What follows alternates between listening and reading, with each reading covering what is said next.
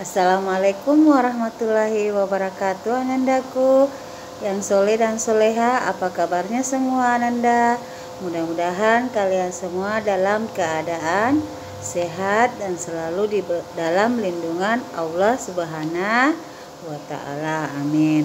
Hari ini kita kembali belajar hari Selasa ya, tanggal 28/2020. Hari ini kita kembali masuk ke pembelajaran tematik, yaitu hidup rukun. Subtema 2, hidup rukun di tempat bermain. Pembelajaran 1. Sudah siap bukunya, Anandaku?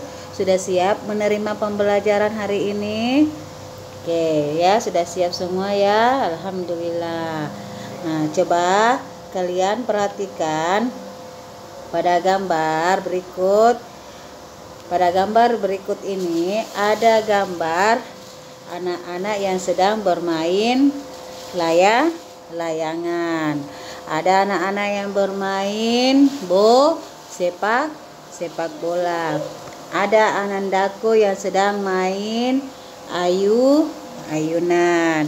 Ada anak-anak yang sedang bermain kelereng, dan ada yang sedang bermain manda, atau kalau orang Makassar bilang main batu dende ya. Oke.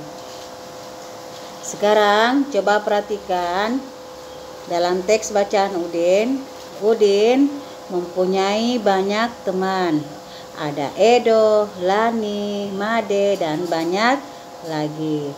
Udin sering bermain bersama teman-temannya. Mereka bermain setelah pulang sekolah atau pada hari libur. Udin dan teman-teman bermain dengan rukun. Apakah teman-teman Udin bermain dengan rukun? Nah, coba Anandaku perhatikan.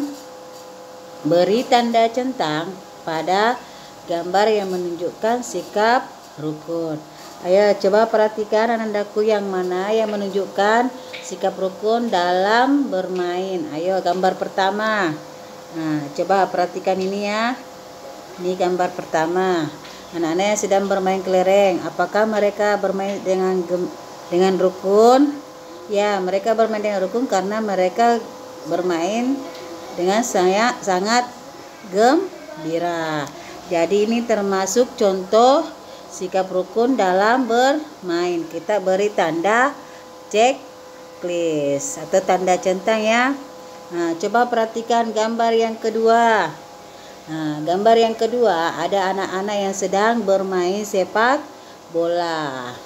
Mereka memang bermain dengan rukun, tapi coba lihat gambar yang di sebelahnya. Ada anak-anak yang sedang berantem mulut. Nah, itu merupakan contoh hidup tidak rukun. Sekarang perhatikan gambar yang ketiga. Ada anak-anak yang sedang bermain ayunan. Nah, mereka bermain dengan sangat gembira. Ya, berarti itu termasuk contoh hidup rukun saat bermain. Berarti kita beri tanda centangan. Gambar keempat, perhatikan. Gambar keempat, ada anak-anak yang sedang berebut ayunan. Apakah itu termasuk contoh hidup rukun? Nah, tidak ya. Itu merupakan contoh tidak hidup rukun. Nah, berarti tidak cocok ya. Nah, perhatikan gambar yang kelima. Gambar yang kelima, ada teman yang terjatuh. Nah, bukannya ditolong, malah ditertawakan. Apakah itu merupakan sikap hidup rukun? Ya, salah ya. Jadi yang merupakan contoh hidup rukun pada gambar itu ada hanya ada dua, yaitu gambar pertama dan gambar ketiga. Nah, sekarang coba Anandaku perhatikan. Nah, buka bukunya halaman 55. Coba kalian perhatikan. Dalam buku kalian ada gambar-gambar yang merupakan kegiatan sehari-hari. Sama tadi ya, contohnya Bu Guru beri tanda silang untuk gambar yang menunjukkan sikap rukun. Nah, kita kerja bersama ya. Yang mana yang merupakan sikap hidup rukun? Ayo, yang mana? Nah, coba Anandaku perhatikan. Gambar yang pertama ada anak-anak yang sedang bermain layangan. Nah, apakah itu merupakan contoh hidup rukun? Nah, bukan ya, karena ada teman satu di belakang tidak diajak bermain, berarti itu salah ya. Ya, kita tidak boleh dalam bermain, kita tidak boleh membeda-bedakan teman ya. Nah, gambar yang kedua sedang bermain bola bekel ya, sedang bermain bola bekel. Apakah ini termasuk hidup rukun? Nah, mereka sangat gembira sekali, berarti ini termasuk contoh hidup rukun. Berarti kita beri tanda centang. Nah, gambar ketiga, gambar yang sedang main bentengan ya, memain bentengan. Apakah termasuk hidup rukun? Ya, mereka sangat gembira. Oh iya, salah guru, bukan centang ya, tapi tanda silang. Coba gambar berikut, gambar yang sedang main gobak sodor atau orang Makassar bilang asing-asing ya. Nah, coba lihat, ada teman yang di sana di ujung itu sedang berkelahi ya, berantem. Berarti itu tidak termasuk contoh hidup rukun pada saat bermain ya. Perhatikan gambar berikut, sedang bermain beklang ya, kalau congklak, bukan congklak ya, congklang. Nah, mereka sedang bermain congklang, mereka sangat bermain dengan rukun, berarti termasuk. Nah, ini termasuk contoh hidup rukun pada saat bermain. Gambar terakhir, batu Sukamanda ya, Sukamanda atau orang Makassar bilang batu dende ya. Siapa yang anakku suka main begini? Nah, coba perhatikan, ini hidup rukun atau tidak rukun? Ya, ini termasuk contoh hidup rukun, berarti kita beri tanda silang. Oke. Nah, sekarang apakah kamu sering bermain bersama temanmu? Nah, pastilah ya, anak-anakku pasti sering bermain bersama teman. Bagaimana sikapmu ketika bermain dengan temanmu? Nah, kita bermain dengan tetap selalu menjaga hidup rukun. Kita rukun, saling menghargai, saling menghormati, tidak membeda-bedakan teman ya, bermain bersama, saling bergantian. Apakah kamu dapat bermain dengan temanmu jika tidak rukun? Tidaklah ya. Tidak, pasti akan selalu terjadi perkelahian, kecurangan, tidak sportif ya. Lanjut. Nah, sekarang buka kembali bukunya halaman 56. Nah, di situ ada kalimat ajakan dalam teks percakapan. Nah, coba Anandaku baca antara Nina dan Sari. Sari, ayo kita bermain bola bekel di teras rumahku. Nah, ayo Nin, kita ajak teman yang lain. Boleh saja. Kita semakin banyak teman akan lebih menyenangkan. Tapi Nin, aku tidak bisa membawa bola bekel dari rumah. Tidak apa-apa Sar, aku punya bola Coba, dalam percakapan tadi ada kalimat ajakan. Apa itu kalimat ajakan? Kalimat ajakan adalah kalimat yang digunakan untuk mengajak orang lain melakukan sesuatu.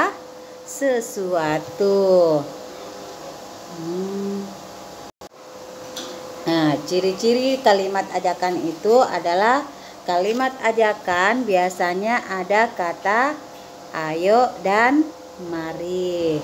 Dan jika kita menulis kalimat ajakan harus diakhiri dengan tanda seru. Jadi setiap selesai menulis kalimat ajakan, jangan lupa selalu diakhiri dengan tanda seru. Nah, coba perhatikan tadi Anandaku percakapannya ya antara Nina dengan Sari.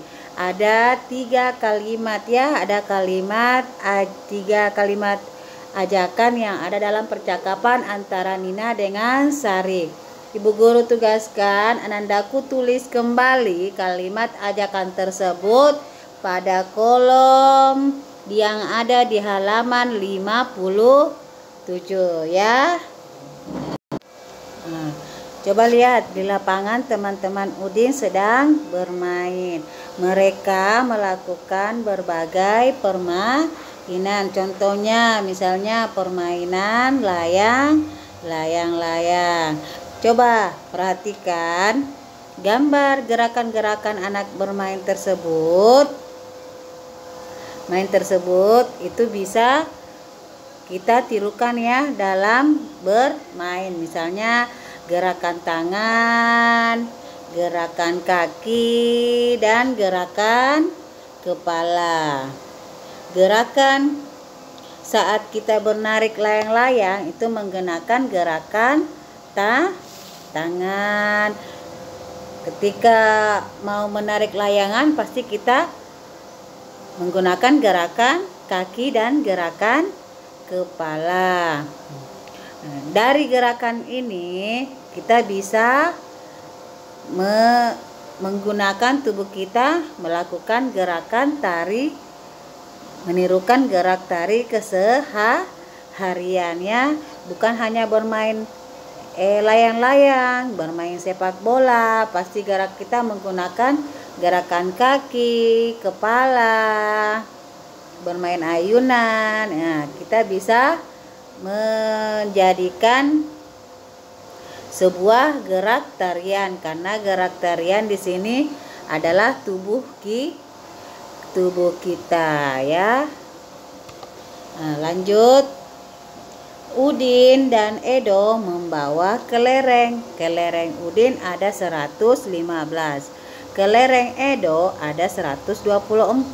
Perhatikan banyak kelereng itu bila digambarkan dengan kubus satuan. Nah, coba perhatikan. Nah, sama-sama ratusannya ya, sama-sama 100. Coba lihat puluhannya Udin.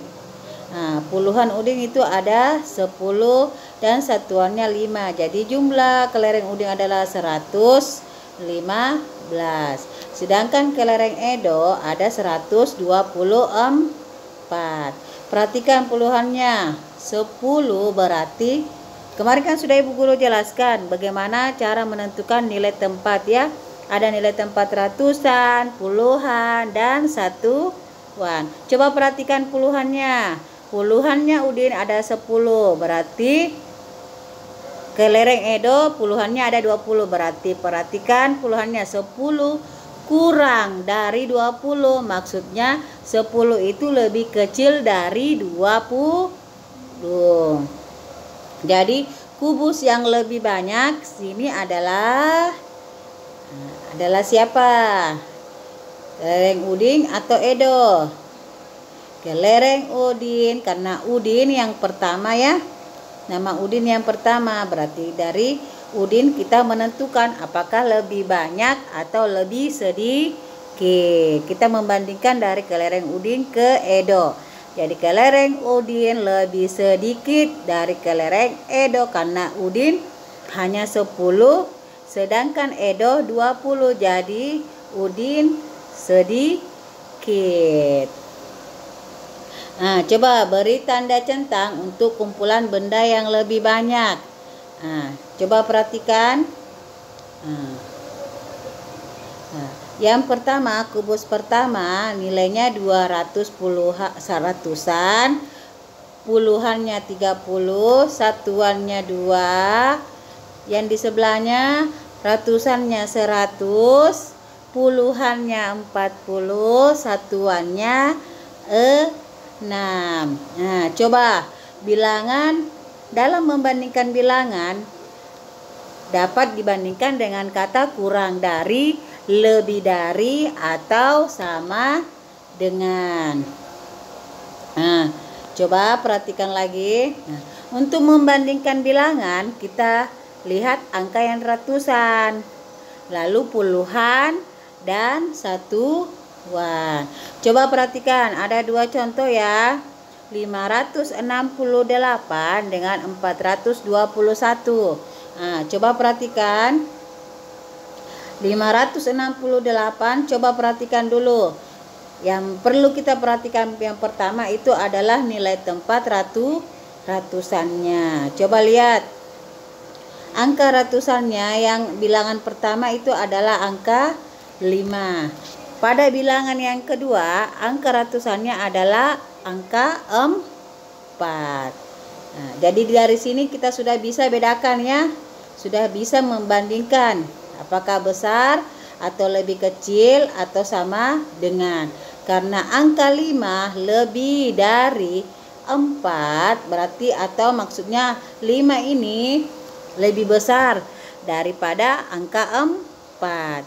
Jadi kalimat perbandingannya adalah 568 lebih dari 421.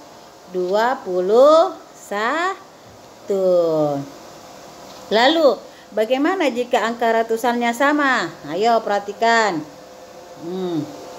Jika angka ratusannya sama, maka kita bandingkan angka yang kedua, yaitu puluhannya. Ibu guru kasih contoh lagi. 671 dengan 682. Nah, coba perhatikan. Ratusannya dulu perhatikan. Sama-sama 6. Nah, sekarang kita perhatikan puluhannya. Nah, coba. Angka puluhan pada bilangan yang pertama itu adalah angka 7. Coba perhatikan. Jadi angka puluhannya adalah angka 7. Bilangan yang di sebelah adalah angka puluhannya adalah angka 8.